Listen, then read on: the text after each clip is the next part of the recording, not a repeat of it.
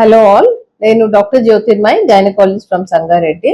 ఈ రోజు ప్రెగ్నెన్సీలో ప్రోటీన్ రిక్వైర్మెంట్ ఎంత ఉంటుంది అనే దాని గురించి మనం తెలుసుకుందాం. సో యూజువల్లీ ప్రెగ్నెన్సీని 3 parts గా డివైడ్ చేస్తాం కదా, 3 trimesters గా. First 3 months is first trimester, second 3 months is second trimester, third 3 months వచ్చేసి థర్డ్ ట్రైమిస్టర్ కింద తీసుకుంటాము. సో మనకి ప్రోటీన్ అనేది ఎంత ఇంపార్టెంట్ అంటే బాడీలో ఈచ్ అండ్ ఎవ్రీ సెల్ కూడా ప్రోటీన్ రిక్వైర్మెంట్ తోనే డెవలప్ అవుతుంది అనమాట. So protein is building black of the body అన్నమాట. సో ప్రోటీన్ అనేది డెఫిషియెంట్ గా ఉన్నప్పుడు దాని ఇంపాక్ట్ బేబీ డెవలప్మెంట్ పైన కూడా ఉంటుంది. సో బేబీ డెవలప్మెంట్ అనేది సరిగ్గా జరగదు. సో ప్రాపర్ ప్రోటీన్ ఇంటేక్ అనేది చాలా చాలా ఇంపార్టెంట్. సో ప్రోటీన్ రిక్వైర్మెంట్ ని ఎలా మనము క్యాలిక్యులేట్ చేసుకోవాలి ప్రెగ్నెన్సీలో అంటే, ఫస్ట్ అండ్ సెకండ్ ట్రైమిస్టర్స్ లో 1.2 grams ఇంటూ బాడీ వెయిట్. మీ బాడీ వెయిట్ కనుక 60 kgs ఉంటే కనుక 1.2 into 60 అలా చేసుకున్నప్పుడు ఆల్మోస్ట్ 72 grams వరకు వస్తుంది.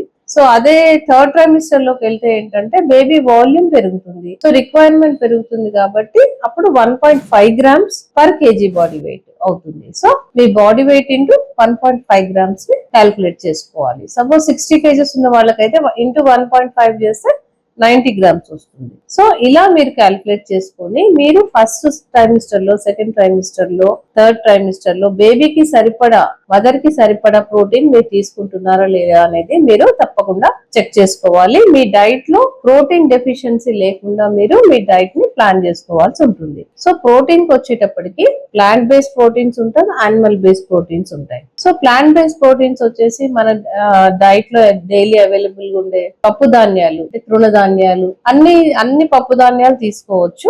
మీరు ఒక్కొక్క ధాన్యాలు మార్చి తీసుకోవడం. ఒక రోజు కందిపప్పు, ఒక రోజు పెసరపప్పు, శనగపప్పు, శనగలు ఉడకబెట్టుకొని తినడము, పెసలు గుగ్గిల్లాగా చేసుకొని తినడము, లేకపోతే పన్నీర్ తినడము, పల్లీలు తినడము, ఇట్లాంటివి రిచ్ సోర్సెస్ ఆఫ్ ప్రోటీన్. మొలకల్లా కూడా చేసుకొని తినొచ్చు. తర్వాత డ్రై ఫ్రూట్స్ ని సోక్ చేసుకొని అలా తీసుకోవచ్చు. అదే నాన్ వెజిటేరియన్స్ అయితే చికెన్ గానీ, ఫిష్ కానీ, ఎగ్స్ కానీ, ఇలాంటివి మీరు good sources of proteins. So along with protein omega-3 fatty acid rich food ని కూడా మీరు తప్పకుండా కన్జ్యూమ్ చేయాలి.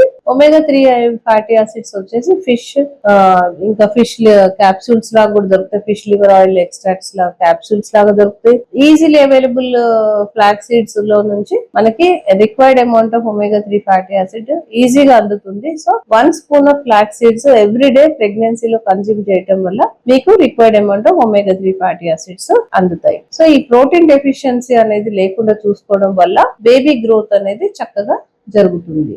Okay, thank you.